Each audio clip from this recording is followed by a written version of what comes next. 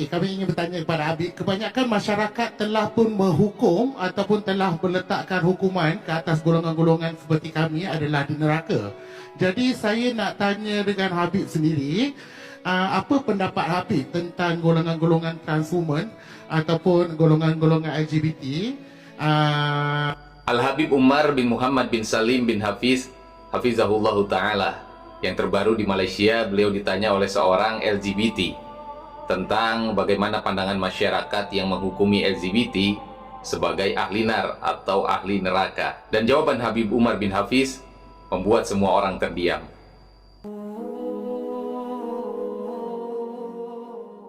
Assalamualaikum warahmatullahi wabarakatuh. Nahmaduhu wa nusalli wa nusallimu ala rasulihil karim wa ala alihi wa ashabihi ajmain, amma ba'du.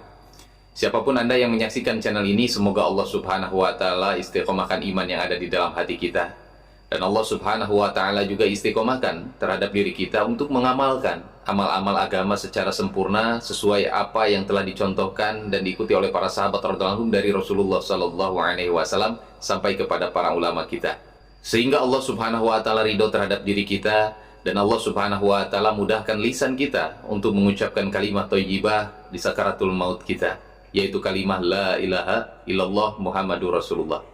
Teman-teman yang dimuliakan Allah Subhanahu wa Ta'ala, yang terbaru pada tanggal 25 Mei 2023, Al-Habib Umar bin Muhammad bin Salim bin Hafiz, Hafizahullah Ta'ala, pengasuh daripada Darul Mustafa Tarim Hadramaut Yaman, berkunjung ke Malaysia. Ada sesuatu yang sangat luar biasa, yang mana dihadiri oleh banyaknya orang soleh, dihadiri banyaknya oleh para alim ulama, dihadiri juga oleh banyaknya para habaib yang datang dari Malaysia ataupun datang daripada Indonesia. Tetapi menjadi sebuah berita viral ketika ada seorang LGBT bertanya langsung kepada Habib Umar tentang bagaimana masyarakat yang menghukumi daripada kaum LGBT, yaitu mereka termasuk yang diantaranya yang bertanya bahwasanya mereka dikatakan sebagai penduduk neraka. Padahal dia mengatakan bahwasanya kami pun masih ada keinginan bagaimana kami ini berada di jalan Allah Subhanahu wa Ta'ala, termasuk dengan menghadiri majelis yang dibuat di Malaysia yang mendatangkan Habib Umar bin Hafiz, sehingga mereka pun tergerak untuk datang ke majelis tersebut.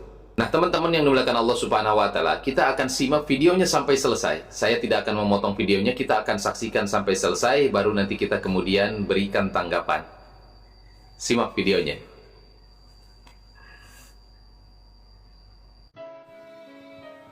Okey, Assalamualaikum Habib. Okey, saya mewakili daripada transgender ataupun golongan-golongan LGBT.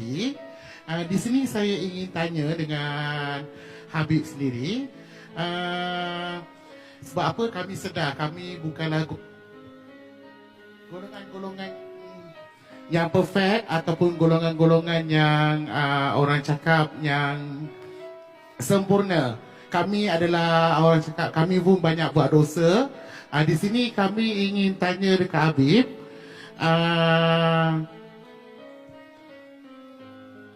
Okey, kami ingin bertanya kepada Habib. Kebanyakan masyarakat telah pun menghukum ataupun telah meletakkan hukuman ke atas golongan-golongan seperti kami adalah di neraka.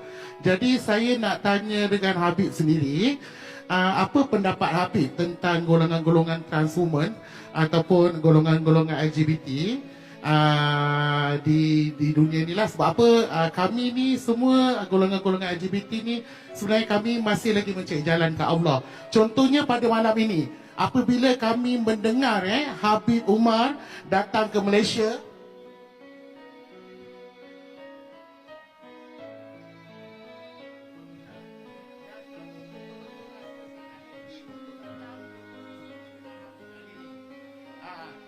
Alhamdulillah. Terima kasih Kak Emma Fatimah kerana sudi telefon kami. Kalau nak ikutkan, ramai lagi yang nak datang pada malam ni. Kami betul-betul ingin mengucapkan terima kasih pada Habib kerana sudi datang, sudi share ilmu kepada kami semua. Terima kasih Tuan Habib. Terima kasih Kak Abah mewakili sahabat-sahabat kita. Saya terkejut ramai di kalangan mereka yang macam Kak Abah sebutkan tadi, berikan tepukan. Tepukan semangat untuk mereka yang Kak Abah ni tadi mencari jalan pulang. Dan kita dengarkan jawapan daripada Fadilatul Habib Umar bin Hafiz Hafizahullah. Fadhal. Alhamdulillahirabbil alamin. حتى الميكروفون والسماعة مثلت معه كذلك، توقف وتجي. Mikrofon pun juga berlaku juga, kadang datang kadang begini. نقول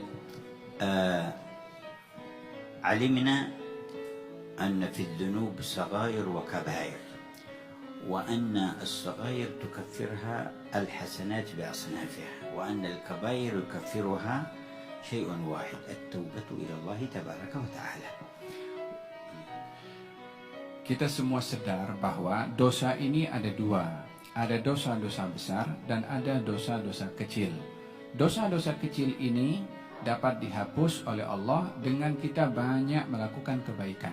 Dan dosa-dosa besar tidak dapat diampunkan kecuali dengan kita bertaubat kepada Allah. وجاء بعض الناس تعرض في الطريق، القطاع الطريق أخذوا عليه متاعة، فجاء إلى رئيس هؤلاء قطاع الطريق ليستشفعوا أن يردوا عليه بعض حاجاته وكتبه، وداروا بقهوة، فامتنع رئيسهم من أن يشرب القهوة. قال ما لك لا تشرب القهوة؟ قال إني صايم. قال أنت رئيس عصابة تقطع الطريق على الناس وتصوم؟ قال ما نقطع كل حبالنا بيننا وبين الله، نخلي بيننا وبين الله حبل، ربما يرحمنا بسبب ذلك الحبل. Diceritakan ada seorang perompak yang dia merompak satu kafilah, satu orang yang sedang berjalan, dan dirompak hartanya oleh perompak itu. Kemudian dihidangkan kopi di hadapan perompak-perompak itu. Ketua perompak itu tidak mahu minum kopi. Lalu ditanya kepada perompak itu, ketua perompak, kenapa kamu tidak minum kopi? Kata ketua perompak itu, saya sedang berpuasa. Maka kata orang itu, kamu ketua perompak, ambil hak orang, rampas hak orang, tapi kamu berpuasa? Katanya, ya, saya melakukan banyak dosa, tetapi saya tidak mahu memutuskan hubungan saya dengan Allah, hatta dengan satu ibadah yang saya ingin lakukan kepada Allah. وبعد سنوات جاء إلى الحج فوجد هذا الرجل يدعو الله عند الكعبة وهو في حال حسن، فسأله قال ذاك الحبل الذي أبقيته بيني وبين ربي أدركني به وأنا قد تبت وصرت الآن في حال جميل. Berlalu beberapa tahun, ketua perompak itu didapati berada di dalam melaksanakan haji. Dalam saat melaksanakan haji berjumpa dengan orang-orang yang dirompak hartanya. Kemudian kata orang yang dirompak itu ketika melihat kepada ketua perompak itu yang sudah pergi ke haji dengan ibadah dan khusyuk kepada Allah Subhanahu wa taala, maka kata orang yang dirompak itu, kamu sudah berubah daripada yang dulu. Katanya, ya, ini kesan daripada ibadah aku dulu yang aku tak putuskan dengan Allah. Inilah buah daripada aku menghubungkan diri dengan Allah pada waktu itu. فحافظ على ما بينك وبين الرحمن تعالى من حبال صلة. Jagalah hubungan antara kamu dengan Allah dengan hubungan yang berterusan, jangan diputus dengan Allah. مثل أداء الفرائض الخمس. Seperti melakukan sholat 5 إذا waktu. كانت في جماعة وأدركت التكبيرة الأولى فيها مع الإمام فهي أعظم وأفضل. Lebih baik menjaga sholat 5 waktu, baik lagi kalau dilakukan dalam keadaan berjamaah, lagi baik kalau berjamaah dengan mendapatkan takbiratul ihram pertama bersama dengan imam. ما وجب عليك من زكاة فأدها.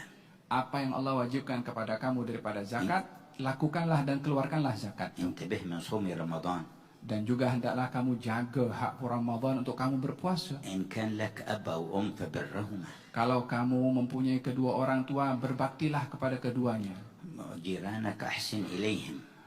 Jiran kamu, berbuatlah ihsan dan baik kepada mereka. لا تظلم صغير ولا كبير. Jangan berlaku zalim kepada anak kecil atau orang dewasa. وإذا أبقيت هذه الحبال كلها مع الله فالمرجو أن يأخذ بيدك على رغم الشيطان وعلى رغم النفس الأمارة ويأخذك إلى رحمته. Kalau kamu jaga hubungan kamu dengan Allah dengan amal-amal tadi, maka Allah pasti akan mengambil tangan kamu, akan menggapai tangan kamu untuk diberi rahmat dan diberi petunjuk oleh Allah Subhanahu wa taala. أما الحكم بالجنة والنار من المخلوقين فليس لهم في ذلك الحكم ولا المجال، والأمر دائر على الخاتمة وبماذا يختم للإنسان. Adapun orang menghukum orang lain dengan syurga atau neraka, maka tak ada siapa punya hak dan otoriti untuk menghukum orang itu akan nasib mereka syurga atau neraka. Tetapi yang menjadi ukuran itu adalah penghujung daripada kehidupan umur seseorang di dunia ini, baik atau sebaliknya. ويثبت الله الذين آمنوا بالقول الثابت في الحياة الدنيا وفي الآخرة. Allah berfirman dalam Al-Quran, Allah akan menetapkan dengan kalimat yang baik kepada orang-orang yang beriman di dunia dan juga di akhirat. ويضل الظالمين Dan Allah akan menyesatkan orang-orang yang ويفعل الله ما zalim. يشاء. Dan Allah itu berhak untuk berbuat apa saja yang diinginkan. كان سيدنا معروف الكرخي مع جماعة من أصحابه فإذا بشباب عندهم طيش ويشربون الخمر المحرم وهم في زورق في البحر أمام الناس يتظاهرون بالسوء فقالوا يا شيخ ادعوا الله على هؤلاء أمام الناس ما يستحون فرفع يديه وقال اللهم كما فرحتهم في الدنيا ففرحهم في الآخرة. Seorang alim besar bernama Ma'ruf Al-Karkhi ketika berjalan dalam satu kawasan di tepi satu laluan, melihat ramai anak-anak muda sedang berfoya-foya, sedang bergembira sambil minum arak dan melakukan tindakan-tindakan di luar kewarasan dan akal sehat. Terlalu gembira. Maka Ma'ruf Al-Karkhi bersama dengan beberapa orang bersama dengannya diberitahu kepada Ma'ruf Al-Karkhi, wahai Syekh, doakan mereka ini supaya dibinasakan oleh Allah Subhanahu wa taala karena perbuatan mungkarnya itu. Maka Ma'ruf Al-Karkhi mengangkat tangan kepada Allah, katanya, ya Allah, seperti mana engkau beri kegembiraan kepada mereka di dunia, berikan kepada mereka juga kegembiraan nanti di akhirat. قالوا طلبنا منك تدعو عليهم فدعوت لهم. Kata anak muridnya mengatakan, kami minta kepada engkau wahai Syekh untuk mendoakan kebinasaan untuk mereka, bukan engkau mendoakan kebaikan untuk mereka. قال إنه لا يفرحهم في الآخرة حتى يتوب عليهم في الدنيا. Katanya mereka itu tidak akan diberi kegembiraan nanti di akhirat, melainkan Allah akan memberikan hidayah kepada mereka untuk bertaubat di dunia. وما أتم كلامه إلا وكان زورق هؤلاء الشباب يمشي نحو البر حتى خرجوا جميعهم وجاءوا إليه وتابوا على يديه. Mereka laki-laki yang sedang minum arak itu di atas perahu, ketika setelah didoakan oleh Syekh Ma'ruf Al-Karkhi tadi, mendekat perahu itu ke tepi pantai dan datang mereka kepada Ma'ruf Al-Karkhi dan mengatakan, aku bertaubat kepada Allah disebabkan doanya tadi. يا تواب تب علينا وارحمنا وانظر.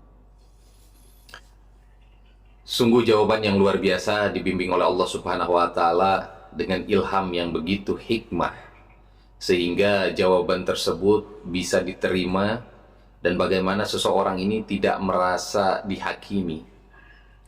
Inilah contoh daripada orang beriman dan berilmu, ketika memberikan jawaban tidak langsung menghakimi. Tetapi Masya Allah, pemaparan daripada Al-Habib Umar bin Hafiz ini Masya Allah begitu luar biasa. Ini perlu kita contoh teman-teman yang dimuliakan Allah Subhanahu wa taala, yang mana hari ini kita ini terlalu banyak menghakimi orang lain. Sudah terlalu banyak kebencian-kebencian yang kita tebar.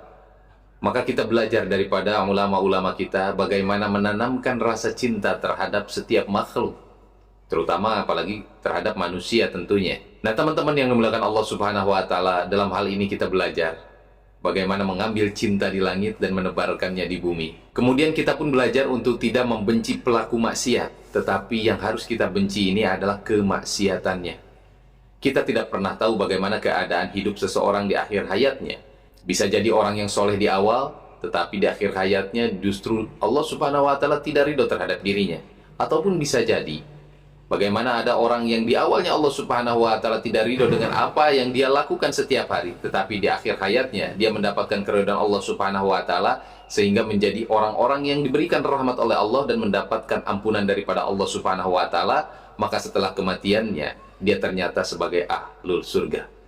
Mudah-mudahan kita semua menjadi penghuni surga. Dengan video ini, semoga ini bermanfaat. Assalamualaikum warahmatullahi wabarakatuh.